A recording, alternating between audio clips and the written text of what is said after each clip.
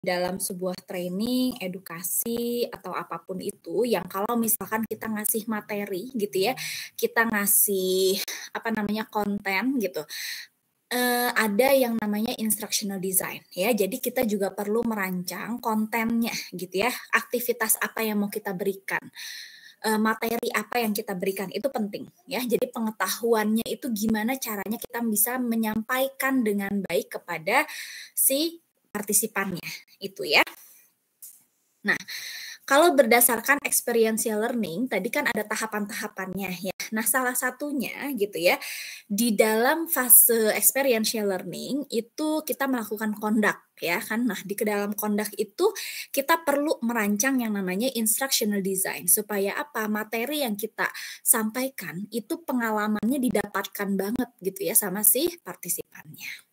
Nah, jadi instructional design ini merupakan sebuah proses yang sistematis gitu ya, gitu ya untuk mengembangkan program-program baik itu pendidikan, training gitu ya sehingga hasilnya konsisten mencapai adanya perubahan perilaku. Jadi prosesnya sistematis.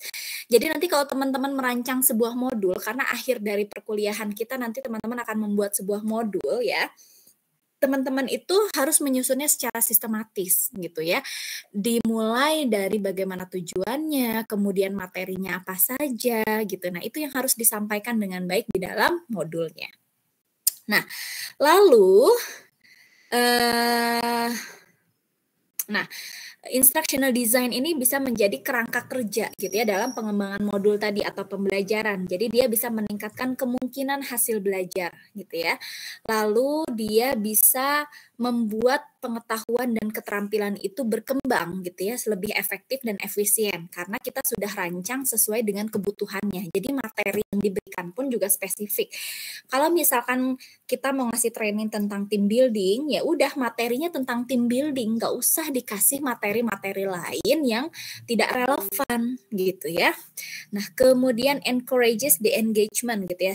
Nah, kalau misalkan kita merancang materi yang lebih sesuai gitu ya dengan kebutuhan apa namanya partisipannya, maka sebetulnya si materi ini pun juga akan membuat partisipannya itu menjadi lebih tertarik, mereka menjadi engage, mereka menjadi terlibat, partisipatif gitu ya, sehingga mereka belajar dengan cepat dan mudah untuk memahami ya.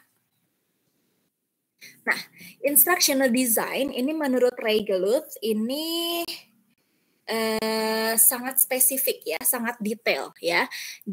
Kita abaikan dulu si ISB-nya ya. Jadi kita fokus di instructional design dulu. Jadi instructional design itu merupakan model yang sangat detail ya karena dia sangat memperhatikan materi apa yang mau disampaikan disesuaikan dengan kebutuhan partisipan. Lalu instructional design models pun juga ya, dia hanya berfokus pada analisis dan rancangan gitu ya. Jadi rancangannya gimana?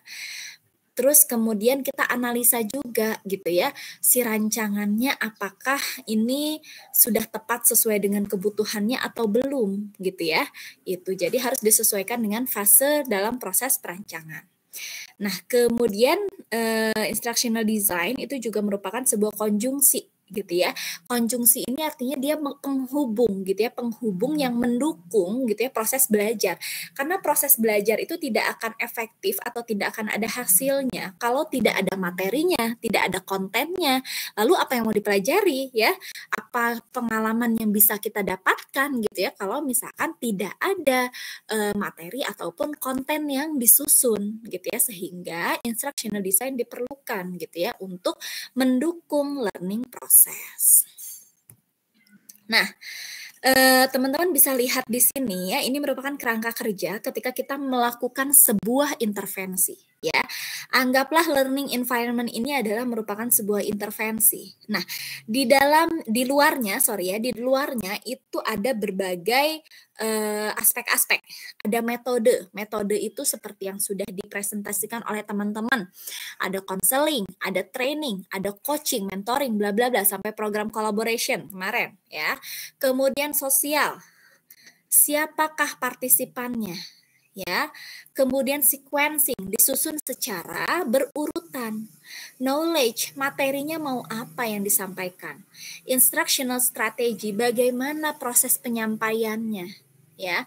Bloom's taxonomy, di dalam sebuah intervensi harus ada yang namanya tujuan, learning outcomes-nya harus jelas, sehingga learning outcomes itu akan menentukan metode, menentukan materi, dan bagaimana penyampaiannya. Oke ya, ini kerangka kerja ketika kita melakukan sebuah penyusunan rancangan intervensi, ya harus ada aspek-aspek ini. Oke ya, ada 6 aspek. Nah, sekarang kita bahas berkaitan dengan instructional design. Oke, strategi dari instructional design itu ada 3 jenis. Ada organizational, ada delivery, ada management. Ya, apa itu organizational? Organizational ini merupakan strategi di mana kita itu menguraikan, gitu ya, menguraikan sesuatu atau materi yang sifatnya mikro atau makro. Nah, contohnya apa sih, gitu ya? Contohnya gini, ada job performance order ya. Jadi dia lebih kepada urutan langkah-langkah. Jadi kalau misalkan teman-teman lagi mau bikin training cara memasak mie instan gitu. Jadi teman-teman bikin gitu ya keurutan gitu. Yang pertama buka dulu bungkus mie-nya, lalu panaskan air sampai mendidih, lalu masukkan mie instan bla bla bla bla gitu ya. Jadi itu merupakan langkah-langkah gitu ya bagaimana kita melakukan sesuatu. Lalu from simple to complex. Jadi bisa aja materinya gitu ya dibuat dari yang mudah dulu baru yang sulit gitu ya. Atau critical sequence, keurutannya sifatnya kritis.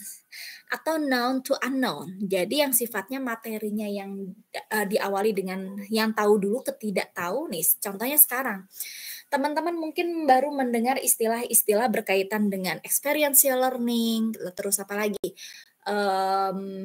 Instructional design, learning outcomes, itu ya di intervensi non klinis gitu ya.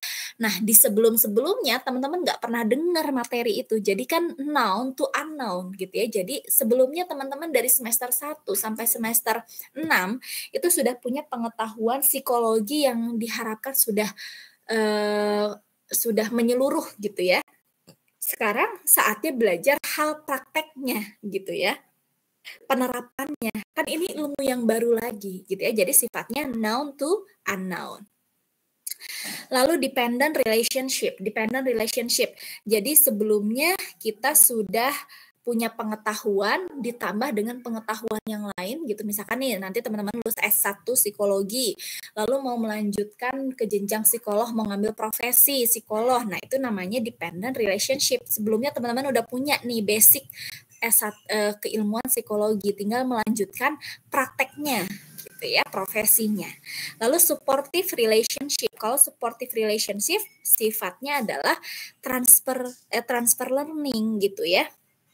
Nah, transfer learning kalau misalkan dari materi yang satu gitu ya ke materi yang lain itu seperti apa. Lalu cause to effect gitu ya. Cause to effect itu berarti kan sebab akibat. Nah, ini jadinya keurutan bagaimana kita memberikan materi di dalam sebuah intervensi ya. Jadi teman-teman bisa memilih gitu ya, mau pakai teknik yang mana itu dibebaskan ya. Oke, berikutnya tadi organizational, kemudian ada delivery. Delivery itu kan jadi bagaimana kita mentransfer pengetahuan gitu ya kepada klien kita. Nah, cara delivery itu kan beda-beda ya. Ada yang mendeliver gitu ya pengetahuan lewat sosial media. Ada yang lewat kelas, ada yang lewat e-learning ya, kayak sekarang nih kita melakukan e-learning. Lalu ada lecture, kuliah, ini juga disebut dengan kuliah. Lalu ada m-learning itu media learning. Contohnya mungkin kalau sekarang kayak Spotify gitu ya. Lalu ada video kayak YouTube gitu ya. Jadi pendeliveriannya atau transfer pengetahuannya, caranya itu masing-masing berbeda gitu ya. Tinggal teman-teman pilih maunya yang mana gitu ya. Lalu manajemen. Manajemen ini berkaitan dengan bagaimana ya kita itu melibatkan gitu ya kelompok kita itu untuk saling berinteraksi dalam sebuah aktivitas gitu ya. Nah, jadi aktivitas intervensinya ini mau dilakukan dengan cara apa? Action learning kah? Dengan cara melakukan langsung, praktek langsung, atau bootcamp di karantina, atau fishbowl gitu ya, ada observernya gitu ya, atau lockstep. Lockstep itu dia apa namanya? Lockstep itu dia apa sih, saya lupa. Jadi ya lockstep itu dia hanya sampai pada level tertentu gitulah, pokoknya ya dia tidak naik tingkat gitu. Kemudian atau personalized system of instruction, jadi instruksinya sendiri-sendiri atau aktivitasnya sendiri-sendiri kan, seperti konseling karena memang masalahnya beda-beda gitu ya, atau program learning seperti sekolah gitu ya yang memang sudah ada kurikulumnya gitu ya. Nah, yang mana gitu ya. Jadi kalau organizational adalah materinya disusun seperti apa, delivery itu cara penyampaiannya, kemudian manajemen itu kita itu mau ngasihnya gitu ya dengan teknik seperti apa gitu ya, apakah mau dengan simulasi gitu ya, apakah mau dengan praktek langsung, role play, atau apa gitu ya, itu sebetulnya di bagian manajemen gitu ya, itu yang harus dirancang oleh teman-teman ya, delivery, organizational, dan manajemen. Nah, apa kaitannya dengan hal ini gitu ya? Nah, tadi gitu ya disampaikan bahwa dalam intervensi terutama di instructional design kita itu belajar tentang sequencing, keurutan penyampaian materinya yang mana di bagian organizational. Ya, kan tadi ada job performance order, ada from simple to complex. Nah, ini tuh yang mana sequencingnya, keurutan kita dalam menyampaikan materinya yang mana nih, knowledge ini, ya. Terus instructional strateginya, delivery-nya mau gimana gitu ya. Mau seperti apa? Apakah mau disampaikan melalui sosial media, mau disampaikan dalam bentuk kelas, kuliah, atau yang seperti apa? Lalu knowledge-nya gitu ya, berkaitan dengan aktivitasnya mau seperti apa gitu ya. Jadi apakah mau dilakukan juga gitu ya di instructional strateginya dengan bentuk role play, simulasi, atau yang seperti apa gitu ya. Jadi instructional design itu berbicara tentang instructional strategy, konten, dan sequencing gitu ya, keurutannya gimana, materinya mau diberikan gimana, materinya keurutannya seperti apa, pendeliveriannya seperti apa, kemudian mau dilakukan dengan aktivitas yang mana. Nah, itu 3 hal ini berbicara tentang instructional design ya. Nah, apakah instructional design juga disebut dengan learning design gitu ya? Jadi seperti yang disampaikan tadi gitu ya, bahwa instructional design itu lebih kepada proses bagaimana kita merancang sebuah materi agar materi tersebut tersampaikan dengan baik gitu ya, sehingga terjadi perubahan perilaku pada klien kita. Nah, di dalam instructional design seperti biasa akan ada yang namanya teori. Nah ya, instructional design ini ada versinya Gagne, ada versinya John Keller. Nah, bedanya apa? Kalau Gagne, kita bahas satu-satu ya. Gagne ini dia menjelaskan bahwa ada 9 langkah untuk menyusun sebuah instructional design. Ini berkaitan dengan tadi ya. Kalau di sini ada sequencingnya, keurutannya gimana, materi yang disampaikan apa, lalu cara penyampaiannya seperti apa, delivery, organizational, dan manajemennya. Semua sudah tercantum di dalam sini semua. Nah, dalam menyampaikan instruksinya atau aktivitasnya ya, Gagne ini dia mengawali dengan gain dulu attention-nya. Jadi kita menarik dulu perhatiannya gitu ya, supaya dia tetap aten gitu ya, dia tetap fokus gitu ya di dalam sebuah intervensi. Lalu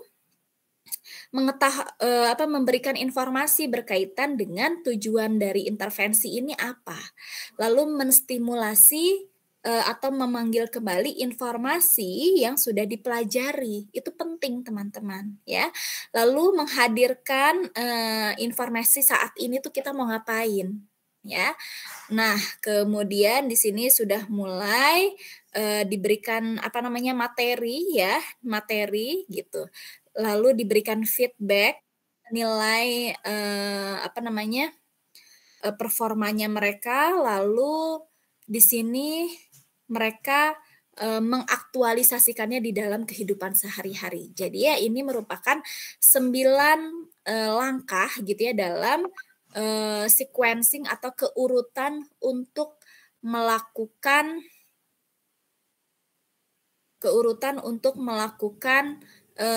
instructional design ya, teman-teman ya. Ini sudah meliputi organizational gitu ya, dimulai dari materinya disampaikan dengan apa, misalkan dari known to unknown gitu ya, karena dia di sini ada menstimulasi dengan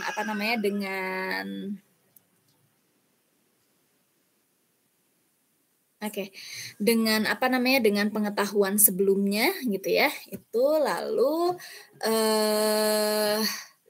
terus delivery-nya seperti apa, pendeliveriannya bisa jadi ini dengan lecturing gitu ya, kuliah. Kemudian manajemennya gimana, aktivitasnya apakah ini dilakukan dengan cara berkelompok gitu ya. Kemudian ada simulasinya atau role play seperti apa gitu ya, atau ada praktek langsung ya. Ini di tahapan Ganyi. Jadi sudah ada 3 tadi tuh di dalam langkah instruksinya Ganyi. Nah, kemudian ada lagi nih John Keller gitu ya. John Keller ini juga dia bercerita tentang instructional design models gitu ya, berdasarkan John Keller. John Keller ini langkahnya beda lah. Sebenarnya lebih singkat ya, tetapi dia lebih memotivasi. Yang pertama itu atensi. Jadi bagaimana dia tadi ya sama gitu ya, supaya si partisipannya dia fokus gitu ya terhadap intervensi yang diberikan. Kemudian relevance di sini sebetulnya tujuannya adalah untuk menyamakan persepsi gitu ya. Jadi kebutuhannya mereka itu sama nggak sih sekarang dengan intervensi yang akan diberikan sekarang gitu ya. Kemudian kegunaan dari intervensi ini apa sih gitu ya. Kemudian pengalaman yang akan didapatkannya apa sih. Jadi relevansi itu lebih kepada penyamaan persepsi gitu ya, bahwa aktivitas intervensi ini nantinya akan dilakukan untuk mencapai hal-hal apa saja.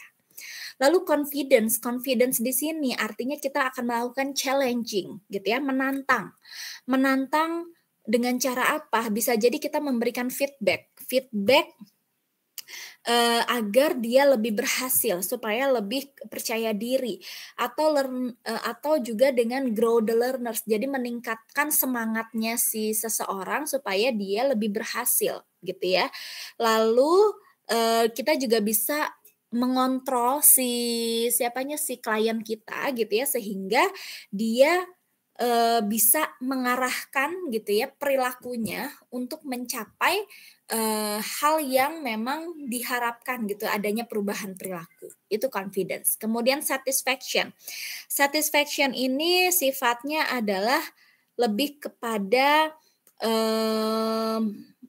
kepuasan kita gitu ya. Kepuasan kita kalau kita sudah mendapatkan peningkatan atau provide feedback, kita mendapatkan feedback yang positif dan maupun negatif, itu ada nggak sih rasa kepuasannya? Misal gitu ya, kalau diberikan feedback positif, dia merasa puas nggak? Kalau negatif, dia akan mengubah nggak gitu ya? Jadi ini sama aja gitu ya sebetulnya. Kalau Ganyi ini lebih kepada instruction-nya jelas gitu ya, dia terarah gitu ya, mulai dari pemberian instruksi di awal sampai akhir materi itu dia ngapain aja. Nah, kalau di John Keller ini dia lebih apa yang harus dilakukan, tapi dia mengkaitkannya dengan cara memotivasi, mendorong seseorang agar dia termotivasi untuk terjadinya perubahan perilaku ya. Oke, itu yang disampaikan berkaitan dengan instructional design. Ya, ada yang mau ditanyakan sejauh ini? Apakah pusing?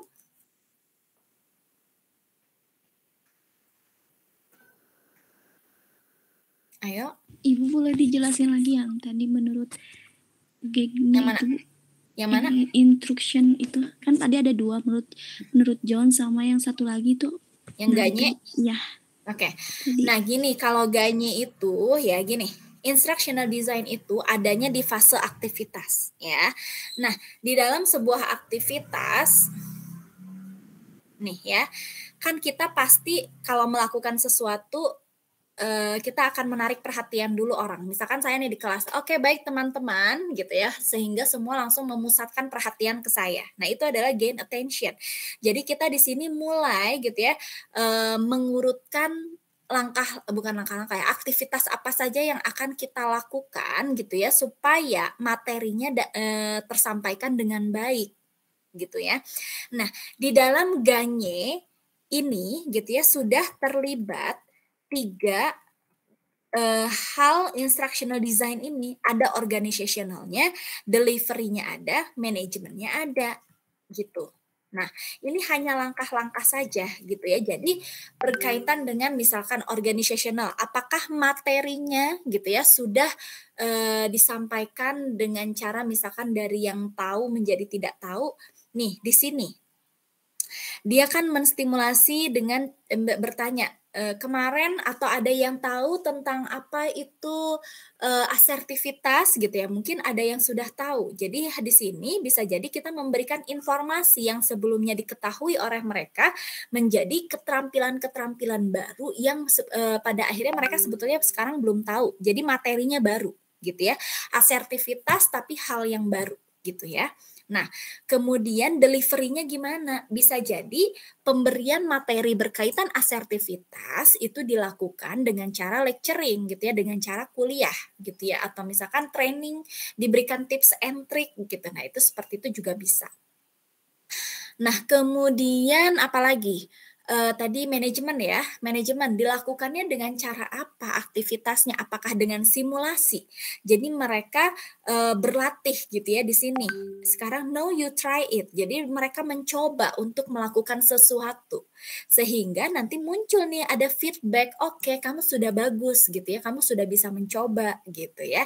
Nah, di sini di dalam Ganye ini merupakan rangkaian bagaimana kita melakukan instructional design, di mana 3 jenis dari instructional design yang disampaikan oleh Regelut itu sudah termasuk di dalam rangkaian tersebut, langkah-langkah ini, gitu ya. Baik Bu, terima kasih. Kamu atau masih bingung? Nggak apa-apa kalau masih bingung, nanti saya Udah bantu paham. lagi. Sudah? Oke. Sudah, Bu. Nah, sebetulnya sama dengan yang John Keller gitu ya. Sama nih tahapannya, ada atensi dulu, relevance. Jadi kita narik perhatian dulu, terus menyamakan persepsi. Setelah itu materi-materi, habis itu kita memberikan feedback supaya mereka lebih percaya diri, kemudian mengevaluasi supaya mereka ada kepuasan gitu ya. Jadi di sini lebih tujuannya adalah untuk jadi feedback yang diberikan pun juga cenderung positif supaya apa? Supaya terjadi dorongan untuk mengubah perilakunya. Karena ini sifatnya model of motivational, ya. Oke, sejauh ini dapat dipahami atau masih bingung?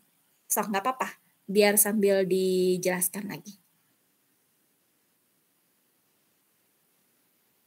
Yang lainnya kalau ada yang mau bertanya boleh.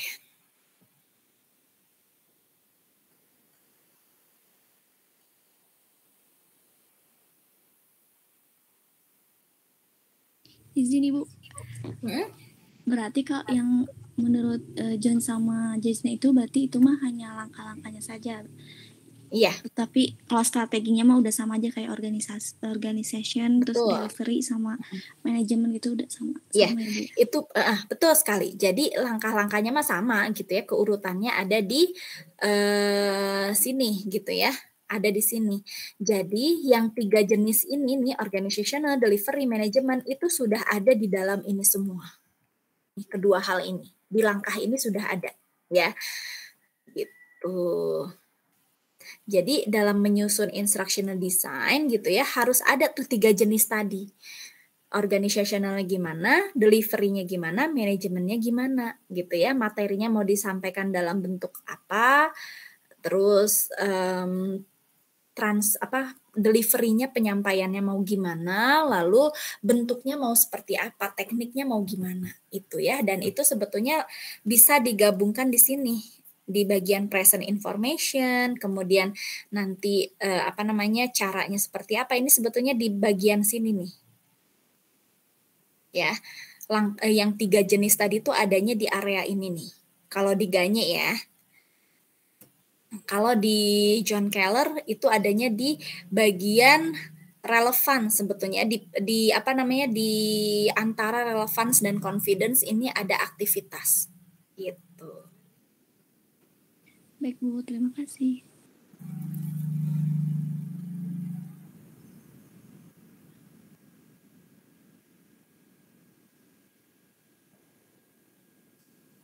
Oke, so kalau ada yang mau tanya lagi boleh, saya sambil absen ya, sambil istirahat dulu. Engap. Yap. Boleh? Iya Bu, untuk yang model Gagne dan John Keller ini kan, kalau misalnya Gagne dari yang saya lihat dari penjelasan Ibu tadi, berarti outputnya itu kan diterapkan di pekerjaannya ya Bu ya. Sedangkan kalau yang John Keller ini modelnya itu lebih ke membangun motivasinya. Nah, kalau semisal motivasi itu sendiri, nanti kita cara mengukur efektivitas atau tidaknya itu terlihat dari mana, Bu? Jadi maksudnya kayak motivasinya itu tumbuh atau tidaknya. Oke, baik. Dilihat dari satisfaction. Satisfaction ini adalah bagian dari evaluasi, gitu ya. Seperti misalkan di Gagne gitu ya. Di Gagne ini kan ada assess in performance ya. Jadi assess performance itu kan lebih kepada kita menilai atau mengevaluasi performanya dia, gitu kan ya. Kita evaluasi di tahapan ini, gitu ya. Nah, sama halnya dengan di John Keller, satisfaction ini sebetulnya ini adalah proses evaluasi, gitu ya.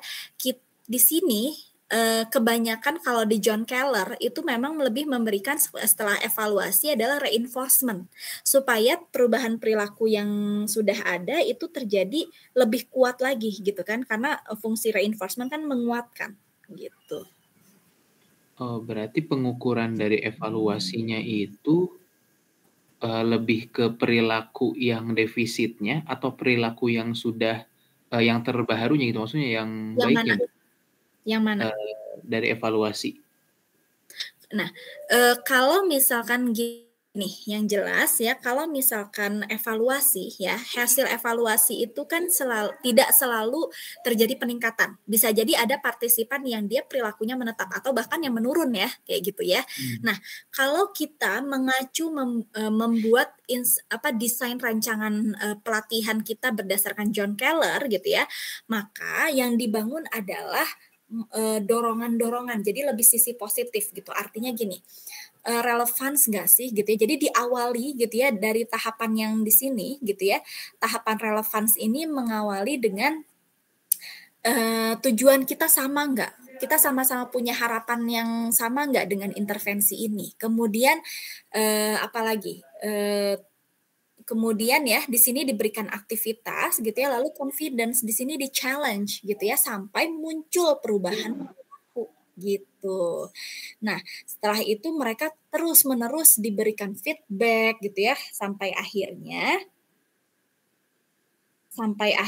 gitu ya mereka dievaluasi gitu ya. Apakah mereka muncul kepuasan atau tidak? Oh, iya Bu, iya. Gitu ya, itu kalau di John Keller ya.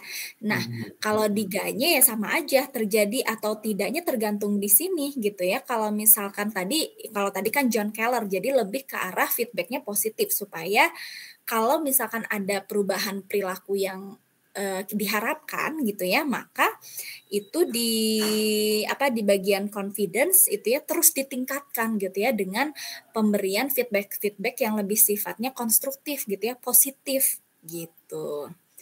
Supaya terjadi perubahan perilaku. Tapi kalau yang tidak terjadi perubahan perilaku gitu ya, maka bisa jadi gitu ya, masalahnya dia tidak relevan dengan intervensi yang diberikan. Oh, iya Bu, iya. Berarti kalau semisal yang tidak berubah gitu Bu ya perilakunya, itu berarti nasibnya apakah diabaikan saja atau justru kita olah lagi untuk bisa sesuai dengan standar outputnya Bu? Oke, nih kalau misalkan kita memberikan intervensi kepada kelompok ya, kita tidak bisa menjamin misalkan di dalam kelompok itu ada 10 orang. 10 orang tersebut terjadi perubahan perilaku, kita tidak bisa menjamin ya. Mungkin hanya 7 dari 10 kan ya. Ya. Nah, 3 orang ini gimana kalau ternyata yang satu stuck nih ya, nggak terjadi perubahan apa-apa, sama aja perilakunya. Yang 2 bahkan nggak ada peningkatan gitu ya, bahkan jauh malah mundur gitu ya hasilnya gitu. Nah, ini mau diapain 3 ini gitu ya. Kalau misalkan memang gitu ya kita punya apa ya, kepedulian gitu ya, memang ini programnya ini kembali lagi ya, karena ini akan mengarah kepada pembiayaan ya. Intervensi itu biayanya cukup besar gitu ya, sehingga kalau misalkan bisa dilakukan intervensi ulang, disesuaikan dengan kebutuhan spesifik 3 orang ini gitu ya. Jadi yang sudah dia mengubah perilakunya ya sudah gitu ya. Kita berfokus pada 3 yang belum terjadi perubahan perilaku. Nah, kita bisa menyusun kembali gitu ya, karena berdasarkan pendekatan experiential learning, rancangan experiential learning itu sifatnya siklus. Jadi dia bisa jadi mengevaluasi kemudian merancang kembali. Bisa jadi masalahnya bukan yang diberikan di dalam intervensi gitu loh ya. Nah, itu bisa terjadi hal itu ya, atau bisa jadi tadi ya masalahnya yang lain yang muncul gitu ya, sehingga diberikan lebih spesifik intervensinya gitu. Tetapi kebanyakan yang terjadi gitu ya ketika kita menangani sebuah kelompok, ketika sebagian besar sudah terjadi perubahan perilaku, biasanya gitu ya kita abai gitu ya terhadap segelintir orang yang dia tidak mengalami perubahan perilaku. Karena diharapkan dengan mayoritas yang sudah terjadi perubahan perilaku itu menjadi role model gitu ya bagi orang yang tidak mengalami perubahan perilaku gitu. Iya. Siap, bisa dipahami. Terima kasih, Bu. Yuk, mangga. Ada lagi? Sok.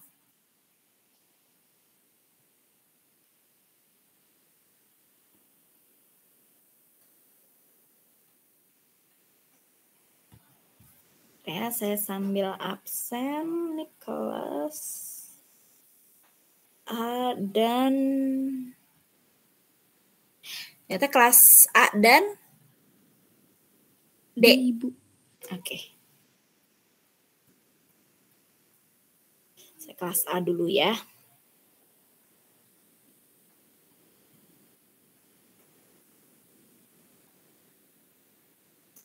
Anbar. Anbar hadir, Ibu. Anissa.